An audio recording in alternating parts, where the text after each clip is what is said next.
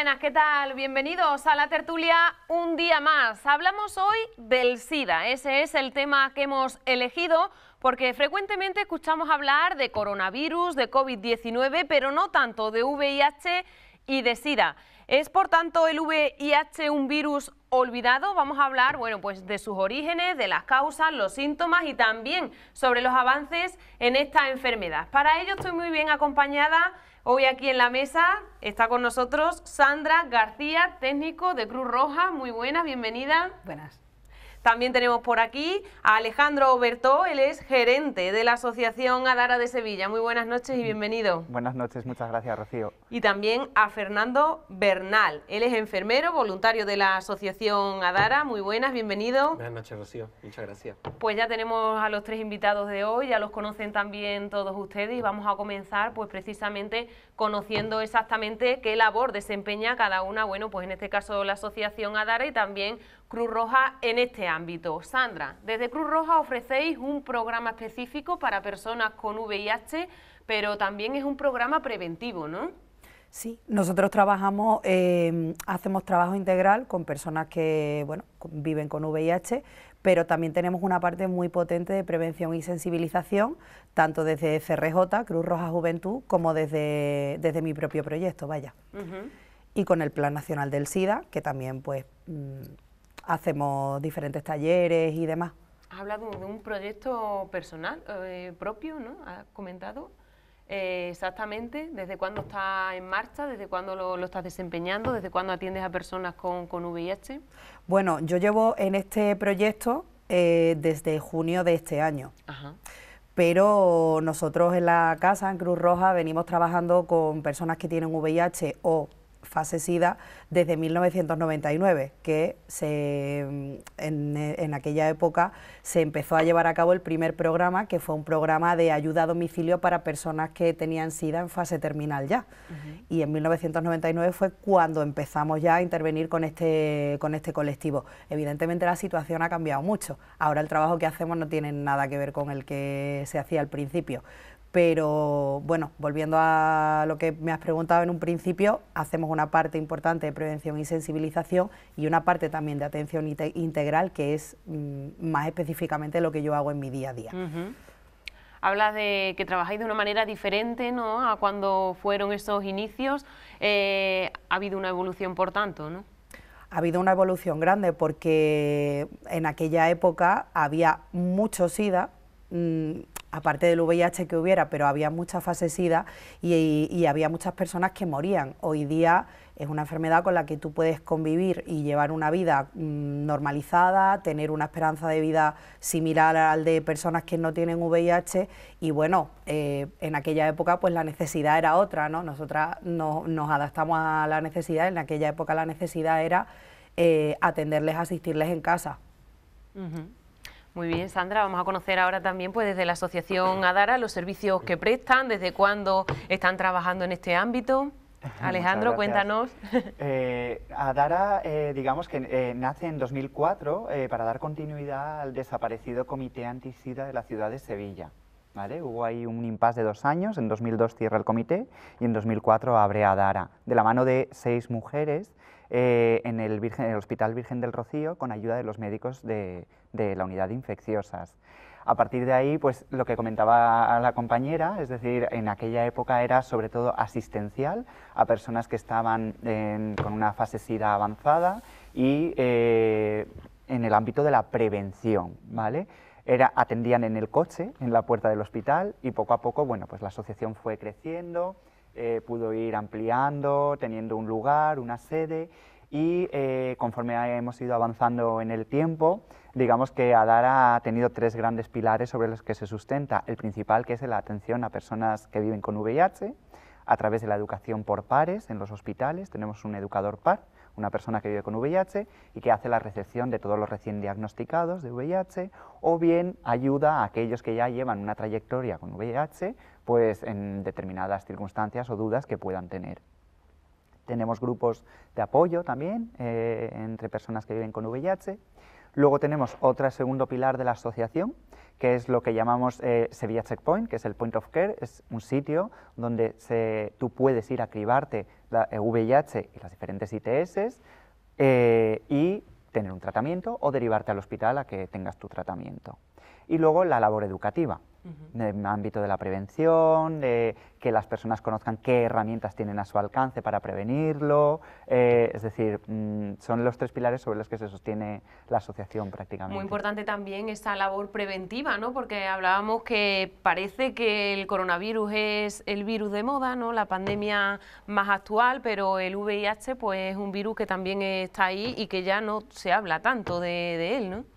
Sí, parece que como que incluso hubo un momento en 2020 en que se quiso equiparar, ¿no?, toda la respuesta a COVID con la respuesta al VIH y evidentemente no tienen ni punto de comparación. El VIH fue un virus que desde el principio estuvo sometido a mucho estigma por la clasificación que se hizo, que en vez de utilizar una clasificación de por qué te puedes infectar por estas prácticas, se hablaba de población de riesgo. Se utilizó, digamos, un concepto epidemiológico que seguimos arrastrando hoy en día, ¿vale? Entonces se establecieron una serie de poblaciones vulnerables, pues, hombres que tienen sexo con hombres, personas que trabajan en el sexo, y fue muy estigmatizante, cuando en realidad tendríamos que estar hablando desde el principio de qué prácticas son, independientemente de tu sexualidad o tu identidad. De todo ello se encarga también la asociación, ¿verdad?, de aclarar todas esas cuestiones. Y Fernando, bueno, tú llegas a la asociación, ¿en qué año exactamente? Pues yo llego justo en el año de que comienza un poco la pandemia, llego en 2020 y como usuario. Y la verdad que por parte de Adara muchísimo apoyo desde el primer momento. Totalmente, vamos, estuvieron conmigo desde las primeras consultas, prestándome apoyo psicológico, porque bueno, a nivel asistencial la sanidad pública se centra mucho en la medicación, en tus niveles de defensa, en tus niveles de la carga viral, pero ese apoyo emocional que falta a nosotros que sufrimos todo este proceso, como ha dicho antes Ale, de todavía el estigma y esa discriminación, eso digamos que es algo que todavía falta por la sanidad pública y que Adara lo complementa bastante bien. ¿Cómo conociste a la asociación? Pues mira, yo los conocí a raíz de un amigo. Cuando me dieron el diagnóstico en mi médico de familia, pues yo me puse en contacto con un amigo que ya sabía que tenía VIH, que era indetectable ya. Entonces le pregunté qué había que hacer, porque yo me cogí un poco como de sorpresa, no sabía el protocolo. Y me dijo, mira, te voy a poner en contacto con mi par, que es Roberto, que es demás, y él te va a indicar un poco las consultas, te va a conseguir también, te va a facilitar las citas con el hospital y tal. Y así fue.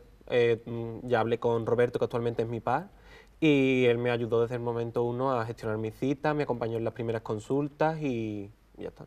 Comentas que te cogió un poco de sorpresa, ¿no? ¿Cómo te diste cuenta que tenías un problema? ¿Asististe, pediste ayuda? Verá, cuando digo me cogió por sorpresa, me refiero, bueno, el VIH también, pero más el proceso, ¿no? O sea, yo soy enfermero, yo sé cómo funciona esta enfermedad, sé cómo se trata, pero no sabía el proceso por el que hay que hacer para acceder a esa atención sanitaria. Ajá. Entonces, claro, yo cuando empecé me quedé un poco, no sé si a mi médico, si hay un centro específico para personas con VIH, si es alguna planta concreta, y ya, pues claro, yo por ejemplo, fue una analítica normal y corriente que yo me hacía periódicamente, y ahí fue donde me dio el resultado, pero yo no tenía ningún síntoma ni nada.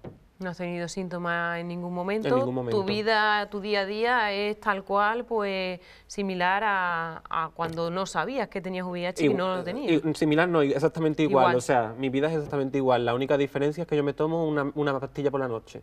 Es la única diferencia, pero yo no tengo nada, ningún efecto secundario, ningún síntoma, ningún signo. Ese es tu tratamiento, ¿verdad? Una pastilla diaria. Sí. Y ya está, ese es el único cambio que has notado. Vamos a conocer también, porque Sandra, ¿no?, pues trae ahí preparada una carta que, al igual que Fernando nos está contando un poquito su experiencia, ¿no?, y su caso, pues hay personas, usuarios de Cruz Roja, que no han podido venir, pero han querido aportar también su granito de arena, ¿no?, con esa carta que han elaborado para la ocasión. Tenemos 2, vamos a comenzar con una. Sandra, a ver qué nos cuentan. Vale. Bueno... comienza diciendo, hace 9 años que me comunicaron que tenía el VIH. Al principio me lo tomé mal porque creía que era una enfermedad mental, mortal, Pero cuando tuve que pasar por consulta, infecciosos me explicaron que era una enfermedad como otras. Si tomaba mis medicamentos y me cuidaba, podría llevar una vida normalizada. Al principio la gente te rechaza, familiares, pero si tú luchas y tomas tus medicamentos correctamente, eres una persona normal, puedes hacer una vida normal. Lo único es que los resfriados, si no te los cuidas, se te pueden complicar. Yo desde que lo contraje lo tengo indetectable hasta hoy. Le puedo dar gracias a Dios. Pues ahí quedan esas palabras de un usuario de Cruz Roja con VIH. Es así como comenta él. Hay muchos usuarios que llegan a Cruz Roja pidiendo ayuda y que sienten rechazo. A ver, yo es que llevo un proyecto que es bastante pequeñito, yo tengo entre 40 y 60 participantes y hago una labor un poco diferente a la que hacen ellos. Te ofrezco también el servicio psicológico, ¿vale? Pero nosotros hacemos una atención integral porque la persona participante que a mí me llega muy vulnerable. Quiero decir, hoy día una persona con VIH puede tener una vida completamente normalizada, su trabajo, las personas que a mí me llegan no solo tienen VIH, tienen algún tipo más de dificultad social o muchas. Entonces, claro, el trabajo pues es un poco más complicado. Tengo que trabajar mucho con el Departamento de Empleo, que también es un poco lo bueno que tiene nuestra entidad, que como tenemos muchos proyectos, pues trabajamos en red y les podemos ayudar desde muchos ámbitos. Entonces, el tipo de perfil que yo trabajo es un perfil bastante más complicado y vulnerable a nivel social. En el caso de Adara no es tanto así, ¿no? No, también tenemos este tipo de perfiles. De hecho, tenemos los educadores pares de los hospitales trabajan mucho con los trabajadores y las trabajadoras sociales, porque hay muchas personas que están en un ámbito que roza ya la exclusión social. También tenemos muchas personas que hasta 78 atenciones ha hecho nuestra abogada. Nosotros tenemos una abogada especializada en derechos de las personas con VIH y se dan muchos casos de xerofobia y despidos en cuanto un empresario o el dueño de un comercio se entera que uno de sus trabajadores o trabajadoras tiene VIH. Entonces, a partir de ahí comienza, ¿no?, un ciclo en el que hay que proceder a la denuncia, a veces es complicado. Trabajamos de la mano de la clínica legal de la Universidad de Alcalá de Henares, Miguel Ángel Ramiro, que es abogado especializado en este tipo de derecho de las personas con VIH, y él siempre nos emite unos informes jurídicos que son vinculantes para las personas que están en esta situación. Es decir, que es que el ámbito del estigma y la discriminación en el mundo del VIH sigue latiendo igual que en los años 80 y 90. ¿No ha habido cambio ni evolución en ese sentido? Hemos evolucionado mucho, muchísimo, años luz a nivel biomédico, pero a nivel biopsicosocial nos hemos quedado en los 90 prácticamente. Siempre decimos lo mismo, ¿qué hay en la base de las nuevas infecciones? ¿Por qué no las bajamos? El estigma y la discriminación. El estigma y la discriminación está a la base de todo. Fernando, ¿tú lo has podido vivir en primera persona? Pues mira, ahí tengo que ponerme un poco en contra de Alex. Es verdad que cuando yo lo he contado, cuando yo lo he visibilizado en personas de una generación, por ejemplo, de la edad de mis padres o más, sí es verdad que noto esa discriminación, ese rechazo o ese miedo más bien. Pero cuando se habla, por ejemplo, en personas de mi edad, en personas de mi entorno así más cercano, a día de hoy no he sufrido ningún tipo de problema de ese tipo. Nada, nada. Al contrario, lo he acogido como muchísimo apoyo, como muchísima empatía por nosotros. O sea, la gente de mi edad, yo creo que también nos hemos concienciado bastante de que esto existe y demás, que ya lo estamos normalizando. O sea, creo que también lo que tenemos que hacer es que las personas que vivieron esto en los 80, en los 90 y tienen una información desactualizada, tenemos que actualizarles para que lo normalicen también como nosotros.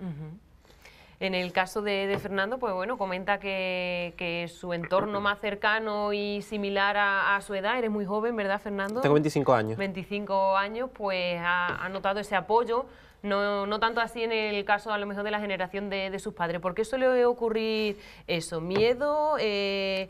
En realidad es un virus que no se contagia así como así, ¿no? ¿Por qué ese rechazo? Mira, yo pienso que aparte de todo, o sea, Como la diferencia con otras enfermedades, digamos, el VIH es que no es que solamente se desconozca el VIH, es que la poca información que se tiene o que tiene la persona está desactualizada, como he dicho antes. Se quedaron en que la gente moría en los 80, en los 90 y no se han actualizado en que ya estamos avanzando muchísimo, como ha dicho Alex, en temas médicos. O sea, ya están trabajando en una vacuna, ya están trabajando en un tratamiento que no va a ser una pastilla al día, sino a lo mejor un inyectable cada 2 meses. Entonces, está evolucionando muchísimo, pero las personas, digamos, ni las personas ni los profesionales sanitarios o las personas que nos dediquen, que lo están visibilizando más, tenemos también que esa responsabilidad de ejercer de educadores y de explicarles que, bueno, que esa situación fue, pero ahora ya es muy diferente. ¿Algo que añadir a lo que comenta Fernando? Sí, que desafortunadamente todavía hay mucho estigma estructural. ¿Qué es el estigma estructural o la discriminación estructural a nivel legal? Todos aquellos puestos de trabajo que todavía a día de hoy no puede ocupar una persona con VIH, que es totalmente de locos. En 2018 se firma el Pacto Social por la no discriminación de las personas con VIH en el ámbito laboral. El pacto social no es vinculante, pero sí ha ayudado, por ejemplo, a que desaparezca en las cláusulas de exclusión de las ofertas de empleo público o de cuerpos y fuerzas de seguridad del Estado, no podían acceder las personas con VIH. Sin embargo, a raíz de 2018, con este pacto, 2019 y 2020 han desaparecido estas cláusulas. Aún quedan sitios donde no. Por ejemplo, la vigilancia de cuerpos de seguridad privados no pueden acceder personas con VIH. Si tú eres médico y te dedicas a realizar intervenciones quirúrgicas, tampoco puedes si tienes VIH. Entonces, ahí nos queda todavía un trabajo importante por hacer. Muy fuerte todo lo que nos cuenta. Es lo que comentaba Fernando, ya no tiene sentido. Hoy en día una persona indetectable no puede transmitir el virus. Y el 97% de las personas en Sevilla que están en tratamiento son indetectables. Es decir, no hay posibilidad de infección, entonces no tiene sentido. ¿De qué manera se lucha para conseguir esos objetivos que os marcáis? Bueno, digamos que es un enfoque multidisciplinar, ¿no? Es decir, hacemos por un lado las asociaciones, Cruz Roja, DARA, una serie de asociaciones, formamos parte de otras redes, ¿no? Digamos, más amplias, de coordinadoras estatales. Trabajamos por ejemplo, Cruz Roja y ADARA están en el comité asesor de ONGs del Plan Nacional sobre el SIDA, por ejemplo. Entonces, a través de todo este intricado de redes y demás, podemos trabajar directamente con los decisores políticos para que esto se transforme en una legislación que permita ir terminando con toda esta discriminación estructural a personas con VIH. Muy interesante. Sandra, hay que aclarar que no todas las personas con VIH desarrollan SIDA, ¿verdad? Que eso también es un poco...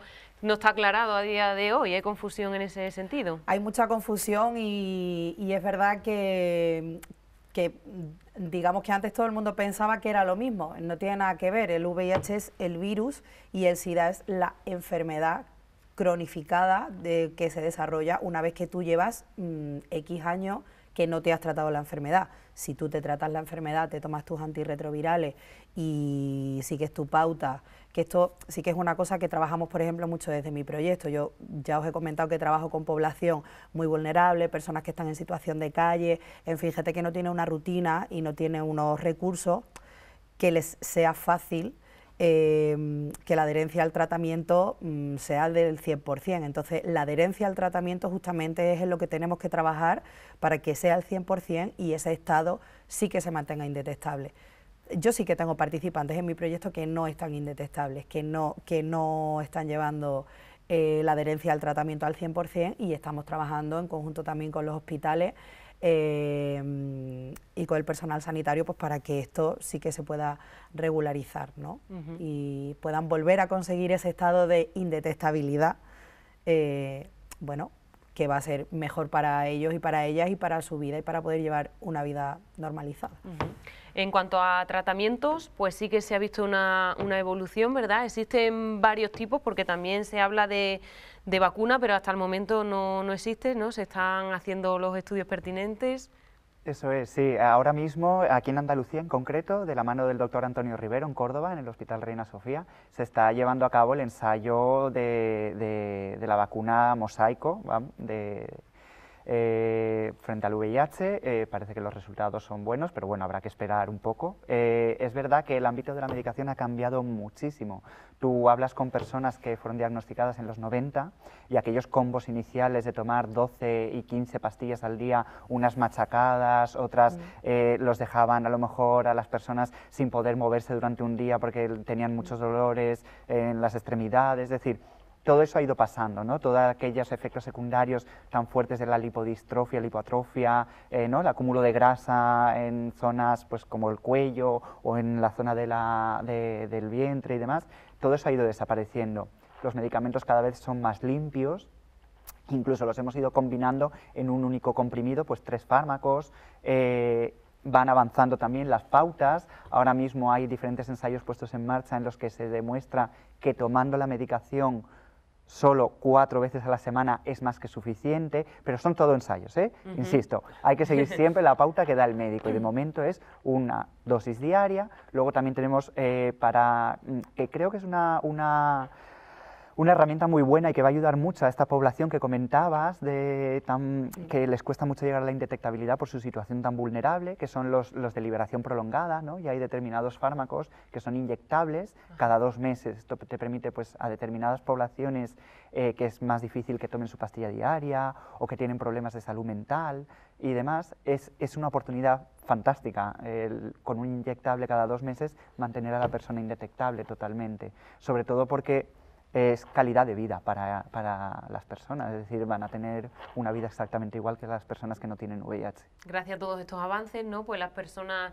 infectadas por VIH pueden realizar, bueno, pues su día a día. Un ejemplo es Fernando, ¿no? Que con su dosis diaria, pues él trabaja, es voluntario en Adara y tiene una vida totalmente normal, puede desempeñar sus funciones perfectamente.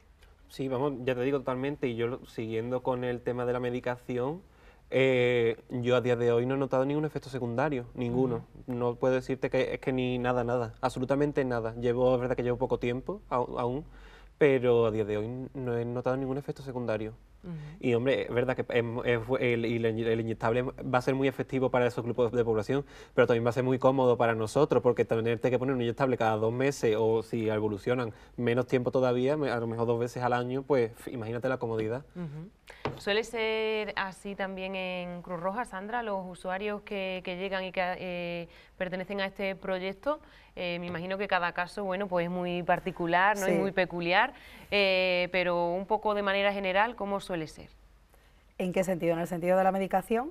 En el sentido de la medicación y también de síntomas, ¿no? Porque, por ejemplo, Fernando no tiene síntomas de ningún tipo. Es verdad que la medicación hoy día está súper bien porque no les produce efectos secundarios. La mayoría de ellos, bueno, sí que tengo una mujer, por ejemplo, que está precisamente en un ensayo de estos clínicos de los inyectables, de un inyectable nuevo, porque ella ya estaba poniéndose un inyectable el de cada 2 meses. Y la verdad es que no suelen tener efectos secundarios. A esta mujer sí que la tienen un poquito más controlada, pero la verdad es que no. Todo súper bien y 1 pastilla, 2 pastillas, 3 pastillas. Bueno.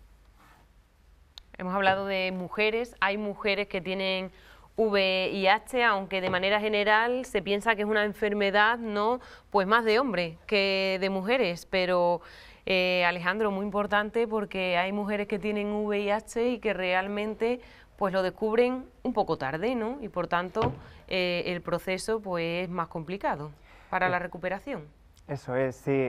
Digamos que es en España, en el caso concreto de España, en muchos países de Europa Occidental, es una infección masculinizada, es una epidemia masculinizada, sobre todo de hombres que tienen sexo con hombres, ¿vale? Y claro, ¿qué pasa? Que los hombres que tienen sexo con hombres nos sentimos como que hemos crecido con esto y es como una parte más de nuestra sexualidad el cribarnos cada X tiempo. Esto implica que, vale, hay más infecciones, pero siempre se diagnostican antes. Aquí entra también mucho el test and treat, que simplemente es testo, sale positivo y automáticamente pasas a tratamiento. Es decir, cuanto antes entres en tratamiento, más rápido alcanzas la indetectabilidad, menos inflamación, es decir, una serie de parámetros médicos mejoran mucho más rápidamente. ¿Qué pasa en el mundo de los hombres cis heterosexuales o las mujeres? Pues que en este caso no se sienten tan en riesgo o la mujer por su evolución a lo largo de la historia siempre tiende a estar más preocupada, ¿no?, de otros aspectos que la envuelven, su casa, sus hijos, ¿vale? Y la última en fijarse es en ella misma. Cuando decide hacerse la prueba, pues normalmente el diagnóstico ya es un diagnóstico tardío. Digamos que tenemos casi el 50% de diagnóstico tardío en población heterosexual y en mujeres. ¿Cómo afecta entonces el VIH en una persona, en una mujer y en un hombre? ¿Hay diferencias? A nivel médico depende, como te digo, de si es un diagnóstico temprano o es un diagnóstico tardío. En este caso da igual que sea una mujer o sea un hombre. A nivel sociocultural afecta mucho más a las mujeres. La mujer se suele, ya hoy en día, el vínculo entre el VIH y la inyección de drogas como que ha pasado, es decir, representa un 1%, es prácticamente anecdótica las nuevas infecciones por VIH a través de la inyección de drogas. Entonces, es a través del sexo. Una mujer que tiene VIH a través del sexo, ya sabemos lo que suele pensar la población en general, y es muy triste, es muy triste. Entonces, claro, a nivel social sí encuentro una diferencia muy fuerte en cuanto a un hombre con VIH y a una mujer con VIH. Existen muchos mitos también en la sociedad sobre el contagio. ¿Cuáles suelen ser los más frecuentes para desmentirlos aquí también y que llegue a la población? ¿Tú puedes comentar alguno, Fernando? Pues mira, por ejemplo, sobre las vías de transmisión, el VIH, por ejemplo, no se transmite a través de los besos, ni a través de los abrazos, ni a través del aire. Entonces, aunque tú no seas indetectable, tú puedes estar con una persona con VIH y por darle un beso no te vas a contagiar de VIH. Y menos, o sea, y si yo soy una persona indetectable, todavía menos riesgo, porque es que no te lo puedo transmitir de ninguna de las maneras. ¿De qué maneras, por tanto, se transmite? Vamos a recordarlo. El VIH se transmite a través de los fluidos corporales. Normalmente tiene que haber una relación entre sangre y otro fluido, por ejemplo, el semen, el fluido vaginal, la leche materna.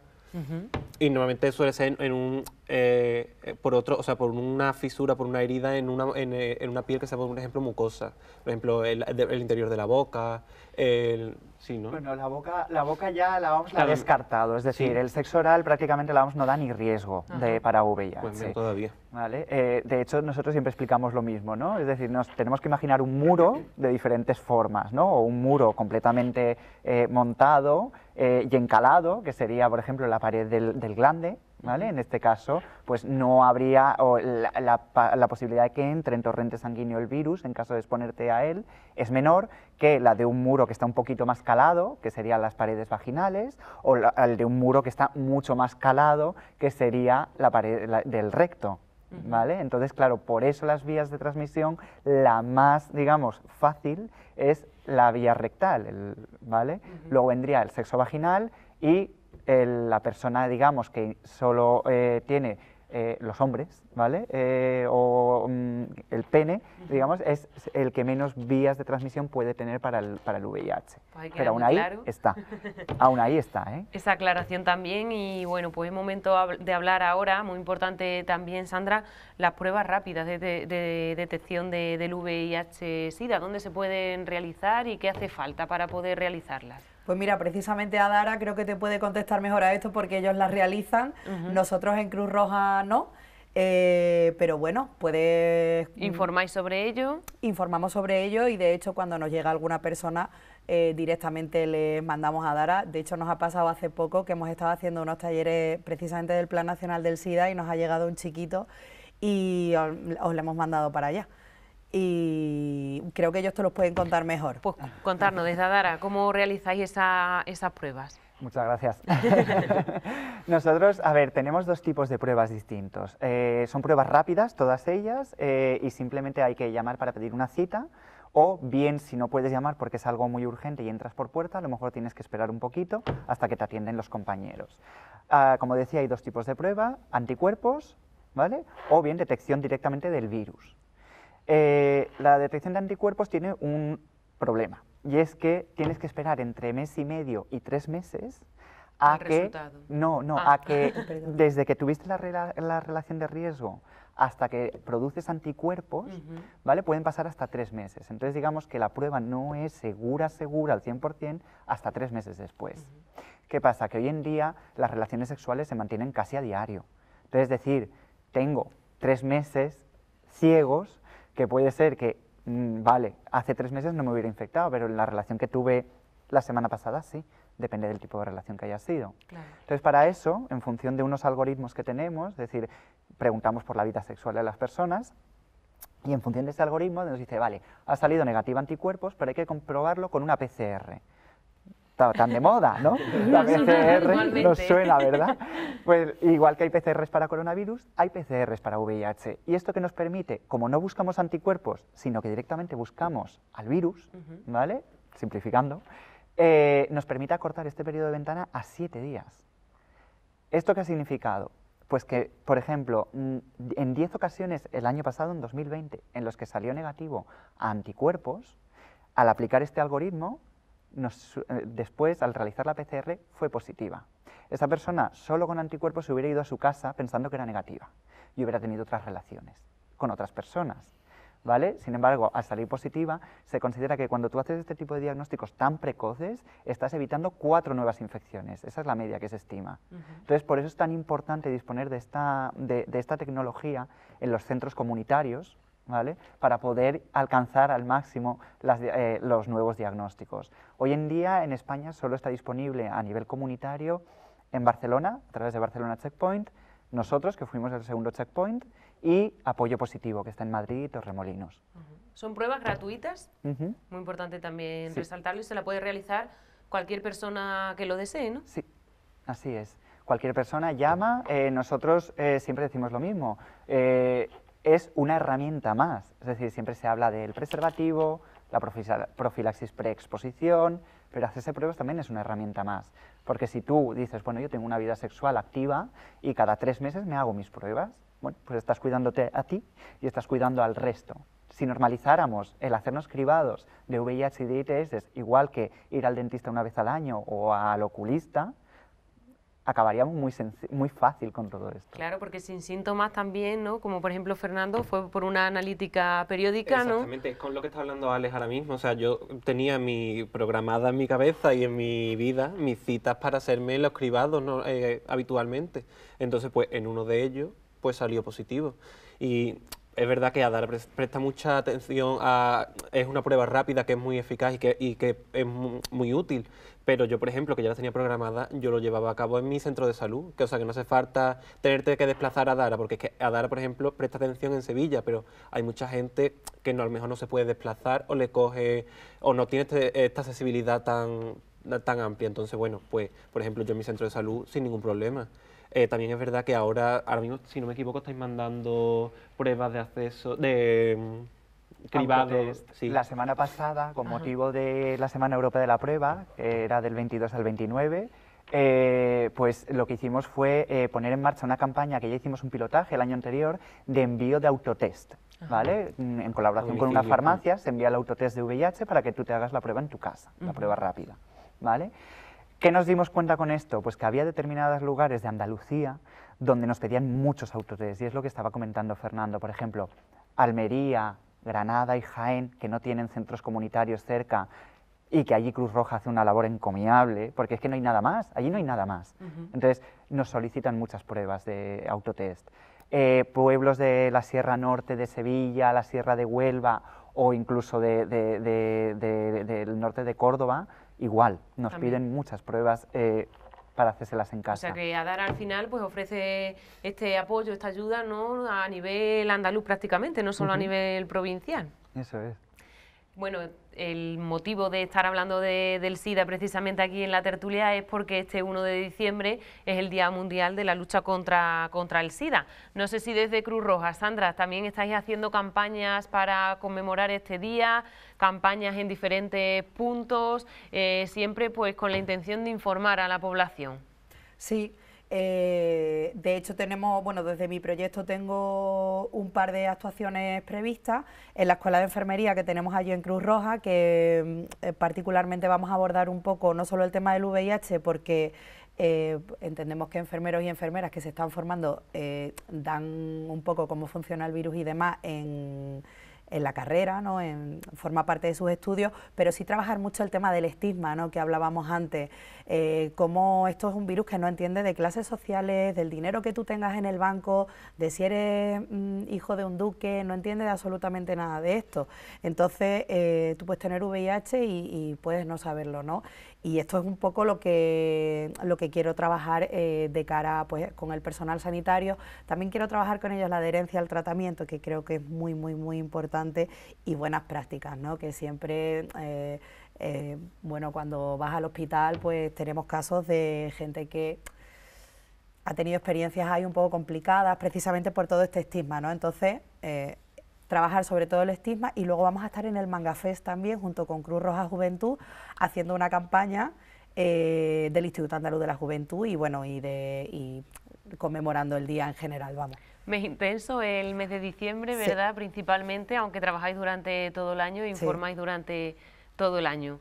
Lo mismo ocurre en Adara, también un mes intenso, de más trabajo todavía. Sí, totalmente de acuerdo, vamos. Adara forma parte del Comité Fast Track de la ciudad de Sevilla, que es el Comité Fast Track. El Comité Fast Track, digamos, que es el órgano encargado de velar por la prevención del VIH.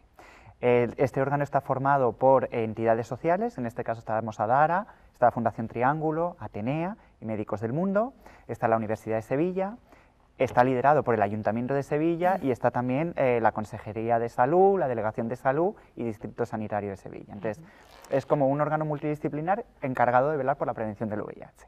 Pues en colaboración con la Fast Track este año, mañana, día 1, vamos a tener diferentes actos en la Universidad de Sevilla, en la Real Fábrica de Tabacos, donde va a estar presente el alcalde de la ciudad, leyendo el manifiesto. Vamos a tener una serie de eventos, ¿no?, en colaboración con todas estas entidades, pues para conmemorar, pues, los 40 años del primer caso, que en realidad no fue el primer caso, sino que fueron 5 casos de muertes tras una detección de una neumonía muy rara por neumocistis, y bueno, se conmemora eso. No sabían aún qué estaba pasando, sino que fue una de las farmacéuticas de Estados Unidos, Sandra Ford, la que dijo: qué raro, me están pidiendo mucha medicación para esta neumonía tan rara que se daba un caso al año o cada 2 años, y de repente 5 de golpe, 10, y ella fue ya la que engranó todo y dijo: aquí está pasando algo.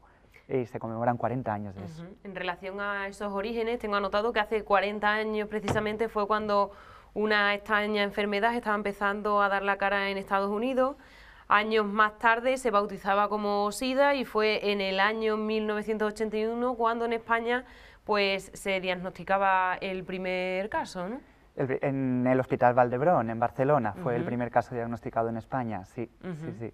Fue, hasta que se le consiguió cambiar el nombre, fue muy estigmatizante, porque al principio se le llegó a llamar el cáncer rosa, ¿vale? Porque se vinculaba directamente a los hombres que tenían sexo con hombres. Tuvo muchos nombres muy estigmatizantes, hasta que finalmente se le puso el nombre que tiene hoy en día, el síndrome de inmunodeficiencia, ¿no?, adquirida, y bueno. Se ha investigado mucho sobre él. Vamos a seguir hablando ahora en un ratito, porque vamos a hacer una pequeña pausa para irnos a publicidad. Volvemos enseguida y continuamos hablando con Alejandro, con Fernando y con Sandra, y también vamos a leer, pues, esa carta que tiene ahí preparada Sandra de otro usuario para ver qué nos cuenta. Así que no se muevan, que volvemos enseguida.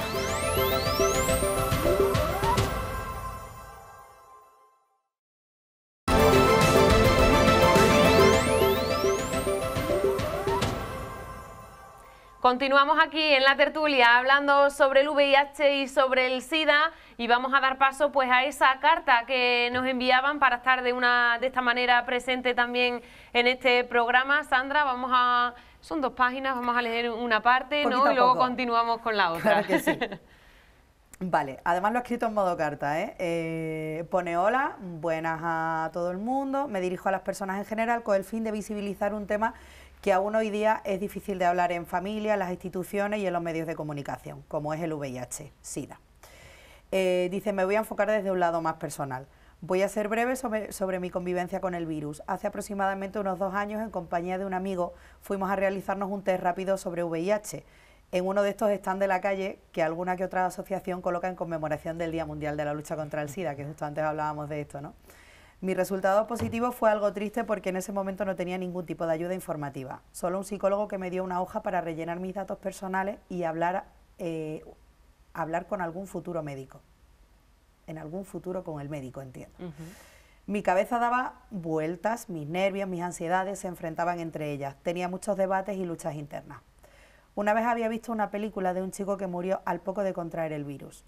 Hay muchas películas del estilo, comentando sobre la promiscuidad homosexual, sobre las trabajadoras sexuales, sobre las personas trans, pero muy pocas películas visibilizando la vida real de las personas que sí que conviven con el virus, personas sanas. En fin, que mi información en general sobre el virus VIH era igual a tener SIDA, era lo mismo a morirse joven, una desinformación muy de los años 90. En el correr de poco tiempo conocí otras personas pares que conviven con el VIH. Son personas hermosas, personal y físicamente, y muy capaces de crear y trabajar en muchas cosas, una de ellas asesorando, brindando información y acompañando a personas desorientadas sin recursos educativos con el tema.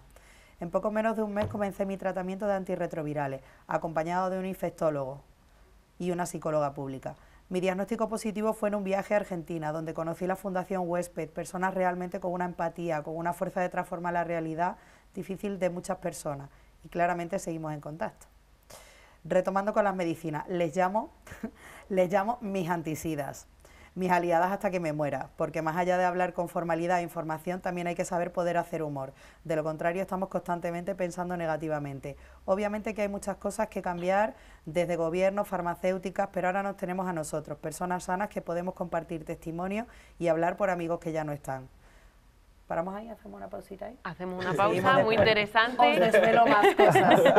Continuará y vamos a hacer referencia precisamente en esa carta. No sabemos si es hombre o mujer, ¿no? Es un hombre. Es un hombre. Sí, un hombre joven. Ese hombre joven pues hacía referencia también a la mortalidad, ¿no? Descubrir que tienes VIH, que tienes SIDA, pues al final es como, me imagino, ¿no? Descubrir que tienes cualquier tipo de enfermedad, se te viene un poco el mundo encima, pero lo importante es saber que hay ayuda, que hay tratamiento y que se puede vivir con la enfermedad. Según tengo anotado, no sé si los datos serán exactamente tal cual, en relación a la mortalidad, desde aquel primer diagnóstico se estima que 60.000 personas han fallecido en España como consecuencia del SIDA, y actualmente en nuestro país hay unos 150.000 enfermos de VIH.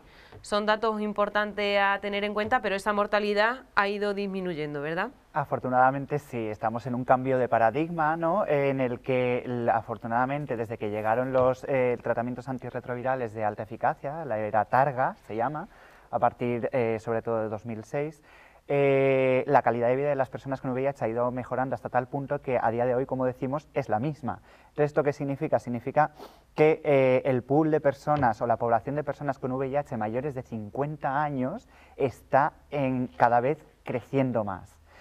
Significa que la visión que tenemos que tener del VIH, sobre todo por parte de los médicos, va a cambiar. ¿Por qué? Porque las personas con más de 50 años tienen muchas comorbilidades. Empiezan los problemas propios de la edad, claro. Problemas de corazón, problemas de colesterol, problemas renales, es decir, hay una serie de ámbitos que van a envolver a vivir con VIH y tener más de 50 años que hasta ahora no se había dado. Es decir, sí, estamos teniendo más supervivencia y sí, se está engrosando la cantidad de personas de más de 50 años que viven con VIH. Por seguir hablando de datos, ¿las infecciones por VIH descienden en Sevilla, aquí en la provincia, en el último año? Vamos a ver, los datos que han sacado de 2020 hay que cogerlos mucho con pinzas. Hay mucha infranotificación, se ha centrado todo en COVID y es totalmente ridículo. Yo tuve acceso a unos datos preliminares que no puedo ahora mismo, hasta mañana que el Ministerio los dé, no pueden salir. Pero yo estuve viendo unos descensos de más del 60% de las nuevas infecciones en el caso de Madrid, y dices, mira, esto no tiene ningún sentido, esto no son datos reales, ¿vale? La ciudad de Sevilla o Andalucía, por ejemplo, suele dar anualmente entre 500 y 600 nuevas infecciones de VIH. ¿Vale? Lo que no tiene sentido es que de repente este año nos encontremos con menos de la mitad. Claro. Entonces, esto te está diciendo que hay una infranotificación importante. La meseta no baja. La meseta de los 3.000, 4.000 nuevos diagnósticos al año en España no baja. Estamos mantenidos en una meseta y de ahí no estamos bajando. ¿Con qué frecuencia, por tanto, se infecta una persona de VIH a nivel provincial, por ejemplo? ¿con qué frecuencia? Ahí ya Más complicado no te sabría aún, ¿no? decir, Detalle muy... uno cada X días, ahí ya a ese nivel no te podría decir. Muy importante pues también visibilizar la enfermedad y dar la cara, como ha hecho Fernando viniendo a este programa, para contar también pues su caso, su experiencia, ¿no? Porque cuesta dar la cara, cuesta dar el paso. Hay personas que precisamente pues no han podido venir presencialmente, lo hacen a través de carta, quieren contar su testimonio para ayudar a otras personas y que la población sepa realmente cómo es vivir con esta enfermedad, pero cuesta a día de hoy, ¿verdad, Fernando? Cuesta bastante y precisamente una de las herramientas para que costara menos sería precisamente visibilizarlo, o sea, porque el que yo esté hoy aquí y que la gente pueda ver en sus casas que yo tengo VIH y llevo una vida normal y soy una persona normal, bueno, soy una persona normal, pues eso da fuerzas para que otras personas a lo mejor no tienen por qué comunicarlo a nivel tan público, pero les da fuerzas para comunicárselo a sus familias, a sus parejas, a sus amigos. Entonces ese miedo va desapareciendo poco a poco y mientras más personas lo visibilicen y lo normalicen, al final llegaremos a una situación en la que esto será una enfermedad como otra cualquiera. En tu caso particular, ¿contaste con ayuda para contar tu caso, bueno, a tus familiares, a tus amigos, o fue personalmente decidiste hacerlo de una manera u otra? Bueno, yo empecé a contarlos, ¿verdad? Primero a personas que yo sabía que tenían VIH, porque digamos, es verdad que me sentía más apoyado, que me iban a entender más fácilmente. Pero luego también, a raíz de tener también ayuda psicológica, de tener un poco ese apoyo también de médico y demás, pues ya sí lo fui contando en mis diferentes ámbitos. Hemos hablado de la prevención, que es muy importante, la prevención, pero también es muy importante pues reconocer que se tiene esta enfermedad, contarlo y así evitar pues más contagios y más casos, ¿verdad? Exactamente, o sea, una forma de evitar estos contagios es si tú sabes que has mantenido una relación de riesgo, bueno, o no, pero eres responsable de tu vida sexual, digamos, que es la vía más frecuente de contagio. Entonces, bueno, tienes que ser consecuente de que esa vida sexual que tú tienes, ya no me voy a meter en la frecuencia, puede conllevar a unos riesgos y a unas consecuencias. Entonces, yo que me hacían mis analíticas periódicamente, ahora más por las citas, digamos, ahora las tengo más controladas por mi médico, pero esas personas que no se lo hacen por, digamos, que se sienten un poco alejadas o que no se sienten identificadas de que con este riesgo, pues deberían de plantearse hacerse unas analíticas ya, digamos, bueno, con una periodicidad dependiendo a sus hábitos de vida. Porque hay personas, no sé, Sandra, si conoces algún caso, que prefiera mantener oculto que esté infectado de VIH. Sí, de hecho yo entre las personas con las que trabajo sí que tengo que tener mucho cuidado. Bueno, siempre hay que tener mucho cuidado porque esto forma parte de la privacidad de las personas, pero hay personas con las que tengo especial cuidado porque conviven con sus familias y ni siquiera se lo han contado a su familia. Esto no sé si ayuda o empeora a la hora de la enfermedad en sí, ¿no?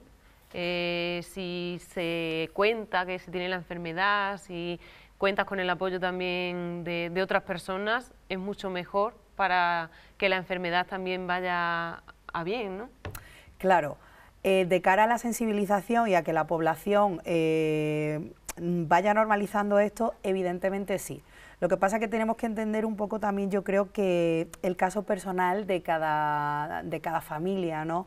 En este caso, claro, tenemos que tener en cuenta que yo trabajo con un perfil de personas, de estas personas que tienen VIH o algunas quizá en fase SIDA, que tienen 50, 60 años, 40 y muchos. Entonces, son personas que llevan muchos años con el virus y son conscientes del estigma que hay, y realmente si yo te hubiera traído a una persona de esas aquí sentada a mi lado, te hubiera contado anécdotas que me cuentan a mí que me parecen súper duras, de cómo se han pegado 8 años sin ir al ginecólogo porque han ido con una enfermedad de transmisión sexual, aparte del VIH, y poco más, que las han llamado allí pues de todo. En fin, experiencias o cómo las han echado o les han echado de un trabajo cuando se han enterado que tenían VIH. Entonces, quiero decir, ahora todo eso está mucho más normalizado. El caso de esta persona de la que os he empezado a leer la carta es un chico joven que, evidentemente, como Fernando, seguramente tiene una visión muy, muy diferente sobre el estigma, pero las personas con las que yo trabajo, muchas no lo cuentan, muchas no lo cuentan, porque... ¿Eso empeora quizás también lo que es la evolución de la enfermedad, el mantenerlo en secreto, o no llega a influir? Sí, sí influye, de hecho es habitual, normal. La primera pregunta de un nuevo diagnóstico es ¿y cómo lo voy a contar yo ahora? Y la respuesta es, no tienes que contar nada, ahora mismo céntrate en ti, ¿vale? Lo primero eres tú, ¿vale? Ya llegará el momento de contarlo. Ahora bien, hay una serie de indicadores de calidad de vida que si tú los trabajas, entre ellos, por ejemplo, el salir del armario, ¿no? Del fondo del armario de los armarios, porque es que si el salir del armario de los hombres que tienen sexo con hombres, de las mujeres lesbianas, ya es salir de un armario, pues imagínate, además el del VIH es el armario de los armarios. Bueno, cuando tú sales de ahí y además haces otra serie de trabajo a nivel personal, crecimiento personal y demás, sí que se ha demostrado, de hecho estamos pendientes de publicar el artículo, sí se ha demostrado una correlación directa entre mejorar la calidad de vida y la mejora de los indicadores físicos de salud. Es decir, la cantidad de defensas, CD4, CD8, que es lo que miden básicamente, la cantidad de defensas se incrementa conforme tu calidad de vida es mejor. Y tu carga viral, la carga del virus en sangre, baja más rápidamente conforme más rápido tú mejoras tu calidad de vida. Y el poder contarlo y sentirte libre de ese autoestigma, porque eso se llama autoestigma, hay una parte que es el estigma social, tal, y otra el autoestigma, la que uno tiene contra sí mismo, ¿no? Porque todavía nos queda ahí esa lucecita de esto es una enfermedad de personas que se inyectan drogas, de personas que trabajan del sexo, todavía está ahí dentro, aunque no lo queramos, pero ahí está, ¿no? Latiendo, y eso te hace, de alguna forma, ese autoestigma que crezca, y eso claramente va en contra de tu calidad de vida. Pues si os parece vamos a seguir con la carta a ver qué más nos cuenta esta persona. Nos va a empezar a hablar ahora del tratamiento y dice: mi tratamiento comienza en Uruguay, en el hospital público de mi país de origen. Comencé con 3 pastillas diarias, una cantidad importante para mi cuerpo, porque antes no había tomado ni una aspirina, como quien dice. La dosis era fuerte realmente, 2 en la mañana, una que se repetía en la noche, y este proceso fue durante unos 3 meses. Mis efectos secundarios fueron muy pocos comparado con lo que dice el prospecto y con lo que padecían otras personas. A mí simplemente me daba una especie de cansancio al comienzo del día y en la noche un muy leve dolor de cabeza. Las personas que toman antirretrovirales debemos alimentarnos normalmente bien, pero a veces al comenzar el tratamiento el médico nos recomienda vitaminas, porque el cuerpo no está acostumbrado a la cantidad de dosis, que a veces son de 1000 miligramos, divididos en 3 o 4 componentes activos, pero esta parte médico-técnica la dejamos para la próxima clase. Mi tratamiento es uno de los que tiene menos drogas, porque la carga viral en mi organismo era muy baja y por ende el virus no estaba muy expandido en la sangre. En este punto quiero comentar algo muy importante: la detección del virus, la carga viral del mismo y el comienzo del tratamiento. Es imprescindible para llegar a la etapa de la indetectabilidad, que es cuando el virus no muta ni se propaga en la sangre. Es como si el VIH estuviera dormido en el organismo. El sistema inmunológico, las defensas están intactas, muy sanas. Lo que quiero decir es que si nos hacemos un test y el resultado es positivo, claro que hay que comprobar con otro test para que el resultado sea el mismo, o de lo contrario será un falso positivo, que por ahora no viene al caso este término. Pero si la detección y el comienzo del tratamiento lo antes posible, se hace lo antes posible, el virus se puede controlar perfectamente. No importa si eres una persona físicamente activa o una persona sedentaria, el virus no pregunta y en poco tiempo llega a etapa SIDA, que es ahí donde comienzan los problemas graves.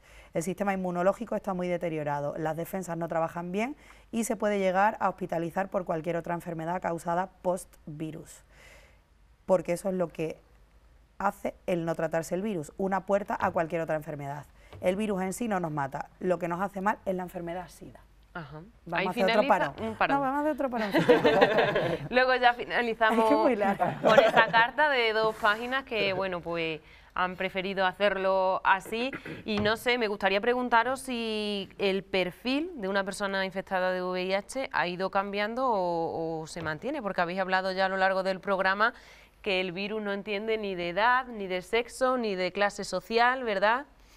Sí, en España en concreto ha ido cambiando, bueno, a nivel mundial ha ido cambiando, pero en España en concreto ha ido cambiando mucho de ser una infección que se daba sobre todo en los años 80 y principios de los 90, sobre todo por personas que se inyectaban drogas, el uso de drogas por vía intravenosa, ha ido cambiando a convertirse en una enfermedad de transmisión sexual. Es una infección de transmisión sexual, como lo puede ser la sífilis, la gonorrea o la clamidia. Entonces, a día de hoy, el perfil ha cambiado totalmente. ¿Qué pasa? Que dentro de la forma que tú, a través del sexo, te puedes infectar de VIH, sobre todo lo que hemos hablado antes, la vía mayoritaria es por sexo anal. Claro, ¿qué pasa? Que en la población heterosexual también hay infecciones, por supuesto, pero como la más sencilla es vía anal, pues dentro de los hombres que tienen sexo con hombres es donde se concentran la mayor parte de las infecciones. Esto no quiere decir que sea única y exclusivamente de hombres que tienen sexo con hombres, ni muchísimo menos. Evitar la transmisión depende también, pues en este caso, del empleo del preservativo, ¿no?, que va ligado también a ciertos elementos culturales, ¿no?, de género. Bueno, aquí hay que hablar de un término que ya lleva utilizando ONU-SIDA desde hace mucho tiempo, que es la prevención combinada.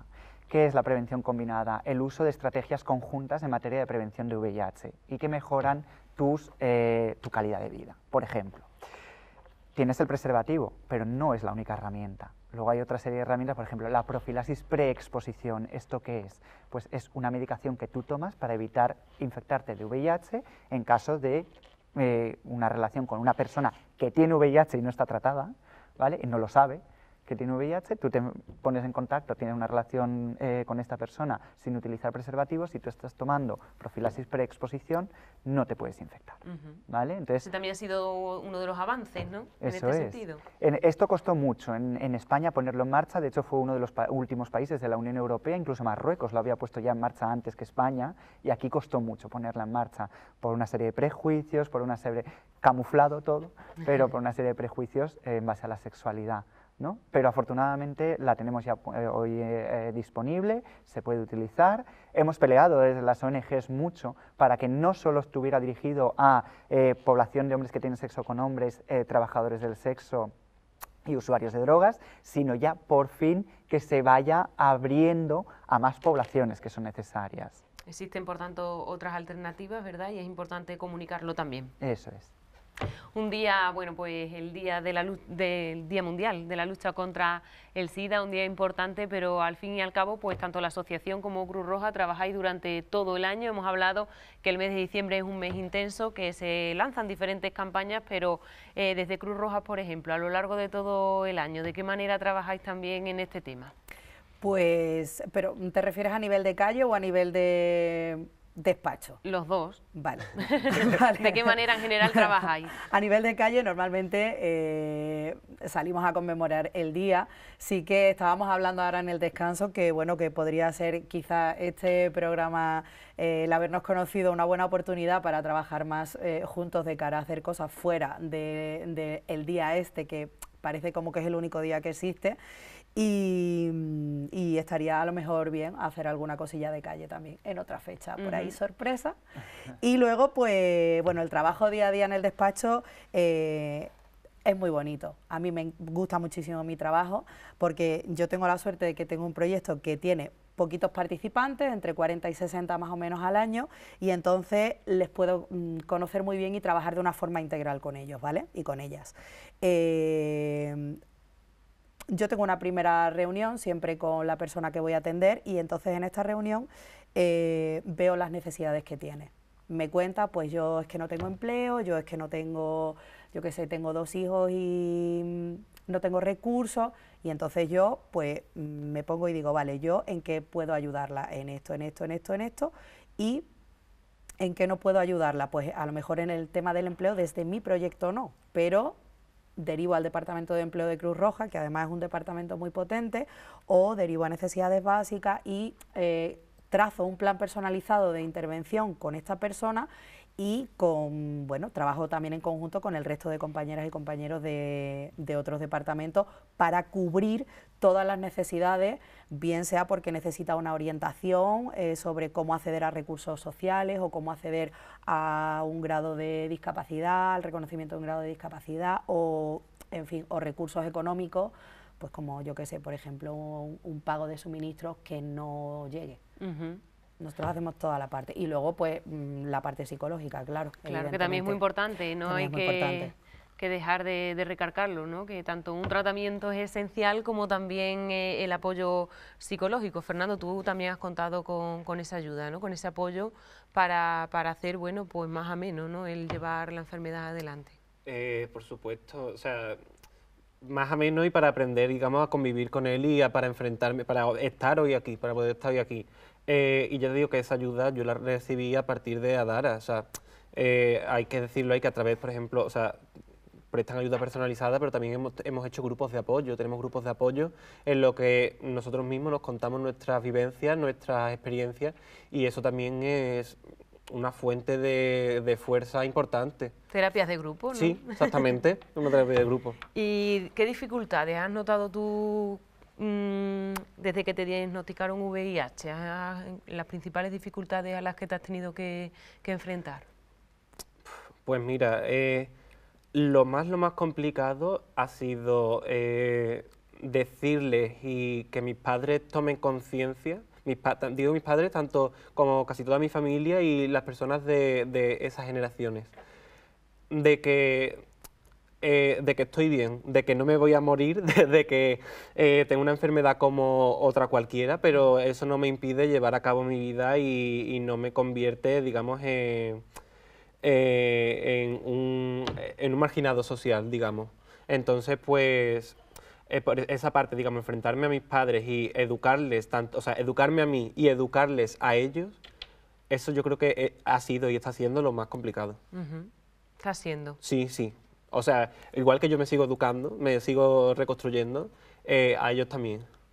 ¿Suelen ser, Alejandro, estas las principales dificultades también que cuentan los usuarios, las personas que acuden a la asociación? Sí, sí, suele coincidir bastante, ¿no?, en lo que acaba de comentar Fernando. De hecho, a ver, cuando teníamos la agenda de un psicólogo ya tan completa que hemos tenido que implementar meter otro psicólogo más en el servicio para implementar más talleres de apoyo, más grupos de terapia, ¿no?, grupal. Es decir, que ha habido que implementar todo, reforzar los programas de atención psicológica en la sede, porque tenemos por un lado ¿no?, todo lo derivado de los pensamientos de soledad, de abandono, de con quién lo cuento, con quién hablo, no me siento entendido, los miedos, es decir, ahí hay una serie de cosas que, como comentábamos antes en el descanso, laten a través de la propia salud mental.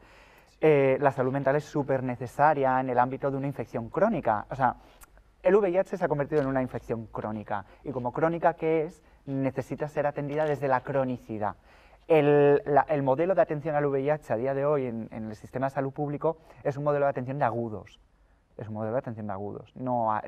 Y hay que cambiar hacia esa cronicidad. Y esa cronicidad, el papel fundamental va a ser salud mental, psicólogos, psiquiatras. Si no se hace eso... ¿De qué manera ha afectado, Sandra, la pandemia a los servicios que prestáis a nivel general y también, bueno, pues a las personas que necesitaban ayuda por ser infectadas de VIH? ¿Cómo afectaba? En nuestro caso no ha afectado prácticamente a nada, porque nosotras durante la pandemia, bueno, la entidad ha seguido activa como, bueno, primerísima necesidad que en ese momento, vamos... Entonces hemos estado súper activos durante toda la pandemia y bueno, pues lo que sí que a lo mejor hemos tenido que llevar alimentos a las casas porque hay X tipo de población o participantes, por ejemplo, de mi proyecto que son mayores, que no tienen dificultades para moverse y demás, pero hemos hecho el asesoramiento psicológico telefónico, en fin, hemos mantenido... Buscando otras vías también, ¿verdad? Sí, claro, esto es renovarse o morir, es lo que nos ha obligado el COVID. Me imagino que lo mismo ha sucedido en Adara, ¿verdad? Sí, fue muy duro para muchas personas, porque no nos olvidemos que hay dos ámbitos, la sexualidad y el consumo de drogas, por ejemplo, no cambió con el COVID. Es decir, vale, no nos podemos acercar unos a otros, estamos confinados, pero la gente seguía saliendo y seguía teniendo encuentros, y esto hacía que unido a que no podían ir a su médico de primaria a hacerse pruebas de VIH. El Centro de Infecciones de Transmisión Sexual de Sevilla lo están cerrando, lo han cerrado ya definitivamente. Sí. ¿Dónde va la gente? ¿Dónde van las personas? Pues estuvimos completamente saturados, éramos el único recurso que tenían. Tras el cierre del centro de ITS, quieren pasarlo todo a primaria, las ITS y el diagnóstico de ITS quieren pasarlo a primaria. Entonces, claro, primaria está colapsada ahora mismo. ¿Dónde va la gente? Tú quieres hacerte pruebas cada 3 meses como te podías hacer en el sistema de salud público a través del centro de ITS, ya no puedes. ¿Dónde van? A Adara. ¿Qué pasa? Adara tiene unos medios muy limitados. Adara es una ONG con unos medios que puede dar cabida a 4.000 personas al año quizá para hacerse pruebas, pero más allá de esas 4.000 personas nos cuesta muchísimo, porque es que son pruebas que son caras, son pruebas y nosotros lo ofrecemos gratuito, entonces Claro. es muy difícil sostenerlo. Muy importante también en este caso, ¿no?, el papel de Fernando como voluntario de la asociación. Contáis con varios voluntarios, ¿no?, y gracias a ello pues también se ofrece esa ayuda a todas esas personas que requieren de vuestros servicios. Hay muchísimos voluntarios, una red de voluntarios de Adara es amplísima. Y ya no solamente, o sea, es verdad que es muy importante que estemos allí haciendo pruebas, haciendo test y demás, pero independientemente de que en ese momento estemos actuando de voluntarios en Adara, de ese momento puntual, esa labor que tenemos que hacer, yo también es que la tengo muy interiorizada por mi profesión, entonces esa labor de educadores, yo creo que, y de visibilizadores, la tenemos que llevar siempre, estemos o no estemos haciendo test, estemos o no estemos apoyando psicológicamente a unas personas, siempre. O sea, en el momento de que yo, por ejemplo, a mis amigas o amigos acuden muchísimos a mí a preguntarme por todo este tipo, y desde que lo estoy visibilizando, mucha gente que a lo mejor tenía miedo a qué van a pensar, a qué van de esto, me lo cuentan a mí también. Y ya te digo, en cualquier momento y en cualquier lugar. Da igual, Sí, ¿verdad? sí. Lo importante es, bueno, pues ayudar y contar, bueno, pues con esa ayuda al fin y al cabo. Estamos hablando de la pandemia, del coronavirus, cómo ha afectado pues a Adara y a la Cruz Roja, ¿no?, prestando esos servicios durante esos meses más duros, ¿no?, para toda la sociedad en general. ¿Consideráis que el SIDA, que el VIH es una pandemia olvidada? Pues no sé muy bien qué contestarte a esta pregunta.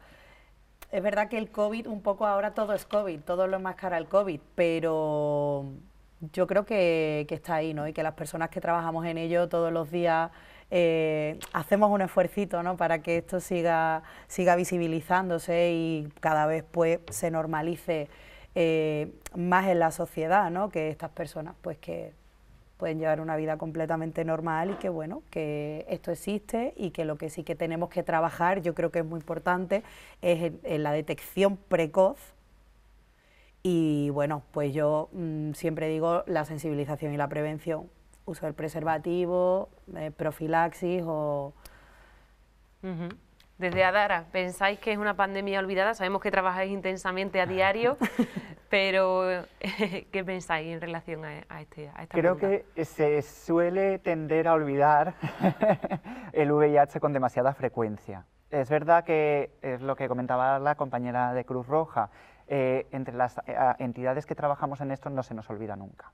La población a la que nos dirigimos y que se dirige a nosotros y a la que nos debemos tampoco se le olvida nunca. Pero ¿dónde están los decisores políticos en los momentos en los que se necesitan? Los técnicos de las administraciones públicas. ¿Dónde están todas las personas que pueden tomar decisiones que ayuden a que la pandemia por VIH no quede sepultada por la de coronavirus?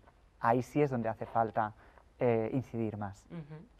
¿Cómo afecta también el COVID? Ya que estamos hablando del COVID y de VIH, ¿cómo afecta a una persona que tiene VIH? ¿Es exactamente igual o hay diferencias? No hay ninguna diferencia. De hecho, los estudios que han mostrado hasta ahora es que cualquier persona con VIH, con CD4, es decir, con las defensas por encima de 500, no tiene ninguna diferencia con cualquier otra persona.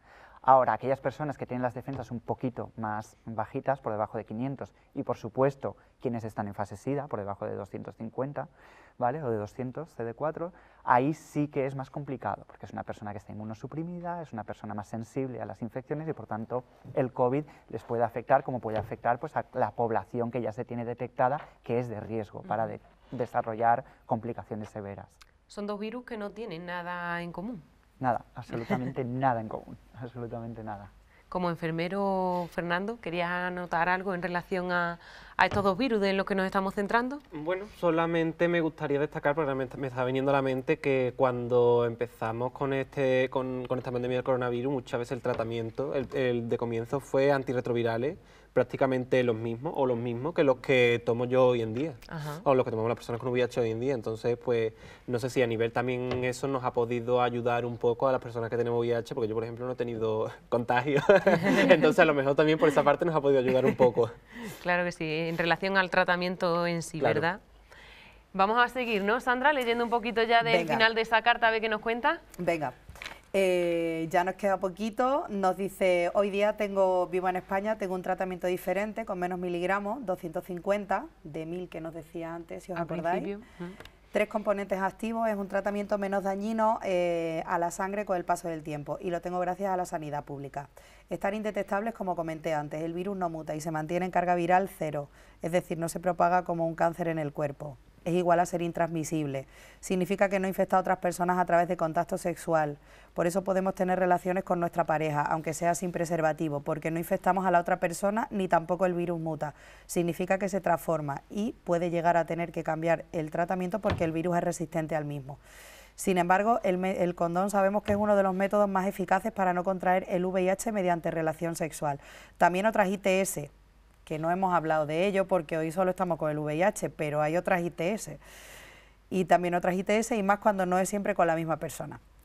Una de las cosas que quiero destacar siendo portador indetectable del VIH es que antes que el virus soy una persona, soy una vida con derechos y obligaciones y luego está el virus, es un accesorio más, porque si lo personificamos caemos en la trampa de que todo gira en torno a ello y no es la idea. Somos personas libres y sanas que podemos tener pareja sentimental, salir a beber con amigos, siempre y cuando no afecte al derecho de los demás y respetando los parámetros de privacidad. Públicamente a mí no me ha tocado de cerca ser discriminado por ser portador, ni en el trabajo ni en lo personal, a no ser en casos muy puntuales por personas realmente ignorantes. Sabemos que aún existe mucha desinformación y confusión al respecto. Por ello quiero decir que es muy importante no tener miedo a hacernos análisis de VIH y otras infecciones de transmisión sexual, porque cuanto con más tiempo se trate, antes estaremos sanos y podemos aprender y también ayudar a otras personas, porque la información y la indetectabilidad salva vidas. Otra cosa no menos importante es no caer en que el VIH ataca simplemente a personas de la comunidad LGTBIQ+, porque el virus no pregunta la orientación y no le importa si eres casado y tienes hijos, es un virus más que hay que luchar por su vacuna. Mi historia termina por aquí, no sin antes agradecer a las personas que están el día a día informando, apoyando, luchando con este virus, gente que gestiona y orienta a personas extranjeras, Fundación Estosida en Barcelona, Adara en Sevilla, también ha estado con nosotros, también a Cruz Roja por su asesoramiento, colaboradores de La Vida Realmente. Pues muchas gracias a esas dos personas que se han animado a plasmar su experiencia a través de estas dos cartas y que, pues gracias también a Sandra que las ha leído aquí en la tertulia. Esperemos que con esos testimonios pues ayuden a personas que nos estén viendo, que bueno, que en un futuro, pues quién sabe, pudieran tener VIH o personas de su entorno que conozcan y que tengan esta enfermedad. Era una persona de otro país, no era de Sí, España. es una persona migrante. Ajá, y me gustaría también hacer referencia a que principalmente América Latina y África son los países de origen, ¿no?, del VIH, pero ¿dónde hay más presencia? ¿En qué países? ¿En qué obviamente, cuando hablamos de VIH a nivel mundial, cambia totalmente, ¿no? La epidemiología no tiene nada que ver en España con el resto a nivel mundial. Podemos afirmar que a nivel mundial las nuevas infecciones, sobre todo, y los casos de VIH y SIDA se dan en población heterosexual, pero con muchísima diferencia, ¿vale? Entonces, claro, ahí estamos hablando de otra cosa. Con respecto a dónde se da más, claro, España tenemos que tener en cuenta todas las relaciones que mantiene con América Latina. Entonces es normal que la población migrante en España, que concentra la mayor cantidad de casos de VIH, sea la población latina. Es simplemente por una cuestión de cantidad, ¿no?, de población que hay en España. Pues vamos a ir finalizando este espacio. Hemos tratado muchos aspectos. No sé si se queda alguno atrás, si queréis comentar algo importante que no hayamos tratado? Alejandro dice que sí. Me gustaría mucho, en base a lo que comentaba la carta, indetectable, intransmisible. Esto es muy importante y creo que se le da muy poca visibilidad. Hablamos siempre de mantener relaciones, de mantener sin preservativo, porque si estás indetectable no puedes transmitir el virus, pero aquellas personas que quieren ser padres ya pueden perfectamente tener descendencia sin recurrir a esos caminos tan tortuosos de lavados de semen, fecundación in vitro. No. Hoy en día el que uno de los padres, o el padre o la madre, o ambos tengan VIH, no significa que no puedan tener descendencia de forma natural, totalmente natural, ¿vale? Simplemente alcanzar la indetectabilidad y a partir de ahí ser padres. Que ese niño nazca sin VIH. Sin VIH, Exacto. muy importante. De hecho, la Fundación Lucía cerró hace 3, 4 años, era fundación pediátrica de VIH, de niños que nacían con VIH por infecciones, y cerró porque es que no se dan casos en España. En 2020, no lo sé porque con el COVID no tengo los datos claros, pero en 2019 hubo en Andalucía creo que 2 casos, pero ya eran de madres migrantes que venían del Magreb, venían ya con VIH y en el momento del parto no hubo tiempo, ¿no?, de poder solucionarlo, pero hoy en día en España prácticamente no se da.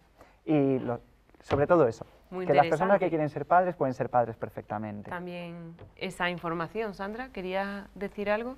Nada, vamos, a colación de lo que dice Alejandro, es que precisamente tengo un caso de un papá que sí que es portador de VIH y tiene tiene 2 niños, pero uno tiene 6 añitos y ni la mujer ni el niño están afectados por absolutamente nada, vamos. O sea, Muy importante también tenerlo en cuenta. muy importante, muy importante. Creo que como conclusión de todo también, pues sacamos que al final hay más personas infectadas de VIH que con SIDA en sí, ¿no? Que el SIDA es mucho más grave, pero que se puede controlar y que no significa que sea la muerte. Ni mucho menos, vamos, que te diagnostiquen en fase SIDA solo significa que vas a tener un camino un poquito más largo, un poquito más complicado, hasta que llegues a alcanzar la calidad de vida de un diagnóstico precoz, pero alcanzarlo alcanzas. Vamos a finalizar ya con un mensaje final. Empezamos por ti, Sandra, para despedirte. ¿Qué le dirías a todas aquellas personas que han decidido acompañarnos durante toda la tertulia? Pues que creo que es muy importante la detección precoz. Y creo que no debemos olvidarnos de que antes había muchas campañas, ¿no? La campaña del póntelo, pónselo, y ahora pues no tenemos todas estas campañas, pero el uso del preservativo es fundamental y debemos trabajar mucho en la prevención y en la sensibilización. Esto es lo que yo diría, prevención, sensibilización y detección precoz. Con esas 3 palabras nos quedamos. Gracias, Sandra, por estar con nosotros y aportarnos toda esa información.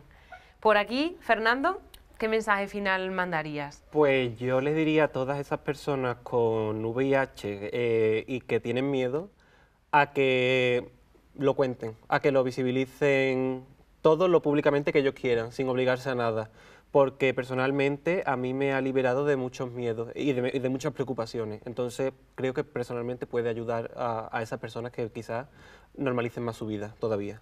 Pues muchísimas gracias por estar con nosotros y contarnos también todos esos detalles. Alejandro, ya para finalizar, un mensaje final.